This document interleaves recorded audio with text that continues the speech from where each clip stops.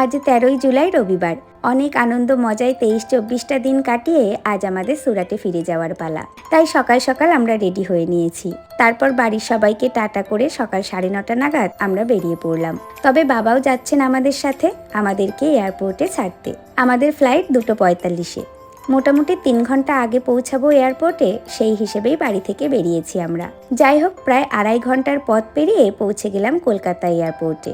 এরপর সোনা পাপা দাদানের কাছে একটু আদর খেয়ে নিল এবং তারপর আমরা ভিতরে প্রবেশ করে চলে এলাম চেকিংয়ের জন্য।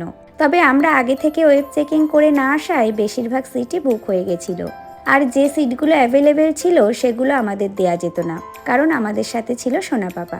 ইনফ্যান্টদের নিয়ে বসার সিটও নাকি আলাদা হয়, তাই আমাদের দুজনের সিট আলাদা আলাদা জায়গার মিডিলে পড়েছিল। তো যাই হোক, আমরা সব ফর্মালিটিস কমপ্লিট করে 15 নম্বর গেটের কাছে এলাম। আর এই যে ইনি আবার নিজের টিকিটটা নিজের কাছেই রাখতে চাইছেন বোধহয়, তাই টানাটানি শুরু করে দিয়েছে। যাই হোক, তারপর আমি সোনা পাপাকে নিয়ে বেবি কেয়ার রুমে গিয়ে ওর সব প্রয়োজনীয় কাজ মিটিয়ে নিয়ে এলাম। এরপর অর্ণবকে ঘুম পাড়িয়ে দিল।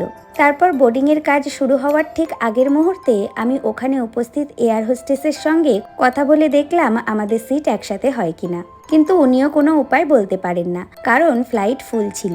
যাই হোক, এরপর বোর্ডিং কমপ্লিট করে আমরা প্লেনে উঠে পড়লাম। তবে প্লেনে উঠে আমার পাশের ভদ্রলোককে রিকোয়েস্ট করতেই উনি রাজি হয়ে যান অর্ণবের সাথে সিট এক্সচেঞ্জ করতে। যাই হোক, তারপর প্লেন কলকাতার মাটি ছেড়ে উঠতে শুরু করলো। এদিকে ইনি আবার বসে থাকবেন না, তাই বইয়ের ছবি দেখিয়ে ভোলানোর চেষ্টা চলছিল।